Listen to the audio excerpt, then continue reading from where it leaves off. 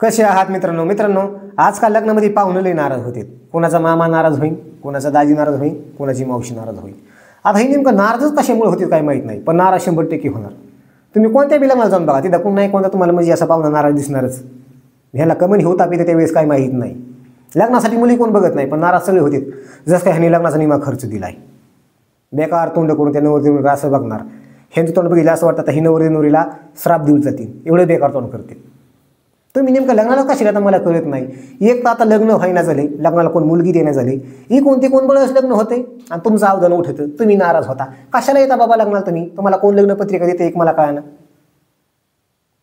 मी तर ठरविलं मी माझ्या लग्नाला कोणत्या पाहुण्याला बोलणारच नाही, फक्त लग्न व्हायला पाहिजे तेवढंच लय अवघड आहे। पण मी पाहुण्याला कोणत्या बोलणारच नाही। कशाला बोलायचे लोकांनी बसायला, येताना मोकळा हात हलवी तिथे आणि जाताना असे ढेरी चोळचे ते एवढं दाबून खातात, अरे बापरे। आणि एवढं दाबून खाऊन पण परत म्हणणार नाही मी 2 गुलाबजामू जरा कमीच खाल्ली। तो या पुढे काय करायला पाहिजे होतं, गुलाबजामुची बादली ठेवायला पाहिजे होती, म्हणजे मग दोन्ही हाताने खाल्ली असती। अरे बाबा तो एवढे गुलाबजामू खाल्ले, दुसऱ्या पंक्तीला गुलाबजामू सुद्धा नाही पुरले आणि तुम्ही गुलाबजामू कमी खाल्ली। किती खोटे बोलतो ढेरी चोळ्या।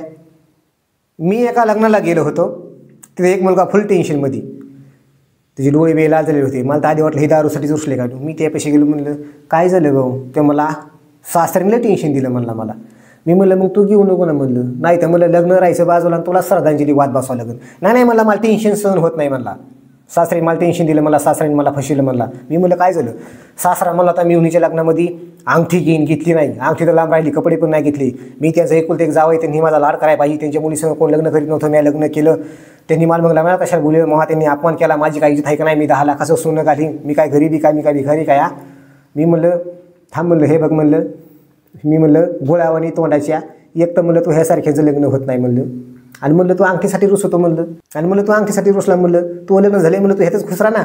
मी म्हणलं माझ्याकडे बघ, पाहुणं बघायला गे बघून मग तिथे फोन करून सांगू, आणि फोन करीत नाही। एक जण बघायला आला आणि मला फोन करून सांगतो।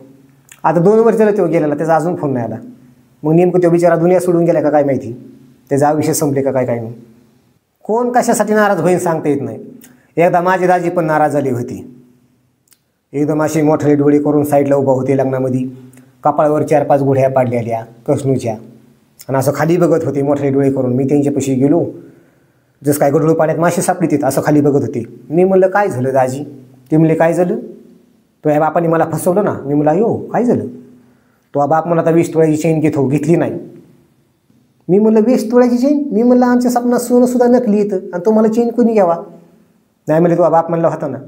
मी म्हणलं आम्ही एवढे गरीब आहेत म्हणलं, मी जर वडिलाला चपलीला पैसे मागितले तर म्हणलं ती 10 वेळा विचार करतात, आणि 10 वेळा विचार करून मी पैसे देत नाहीत, तोंडावर झापडी देतात, आणि तो मला 20 तोळ्याची चेन पाहिजे। मी एकदा वडिलाला 100 रुपये मागितले, वडिलांनी 10च्या नोटीवर 100चा आकडा लिहिला आणि म्हणले हे घे बाळा तुझे पैसे, आम्ही एवढे गरीब आहेत आणि दाजीला 20 तोळ्याची चेन पाहिजे। बरं मी म्हणतो घे ना का होईना, पण त्याला तब्येत तशी पाहिजे। दाजीचं वजन 25 किलो, वजन काट्या उभा केलं की 30 किलो भरतात, म्हणजे वजन काटा काय करतो 5 किलो वजन जास्त दाखवतो। त्या काट्यावरती हे माणूस नाराज होईल, आधीच जेवायला खातोय बहुतेक, त्यामुळे वजन काटा 5 किलो वजन जास्त दाखवतो, आणि ह्याला 20 तोळ्याची चेन पाहिजे। डॉक्टरने ह्याला सांगितलं तुम्ही टेन्शन घेऊ नका। आता टेन्शन आले कसं, आपले डोळे लाल होते, त्यांचे पांढरे होते, समजत नाही नेमकं टेन्शन आले का चक्कर आली, एवढी बेकार अवस्था आहे। त्यांना रोज एकच स्वप्न पडतं, त्यांच्या स्वप्नात वजन वाढवायच्या गोळ्या येतात, आणि ते काय म्हणतात मला 20 तोळ्याची चेन घ्या। त्यांनी एकदा काळा करुडा कमराला बांधला तर त्यांना त्या काळ्या करुड्याचं वजन झालं, आणि मग ते 20 तोळ्याची चेन घ्या।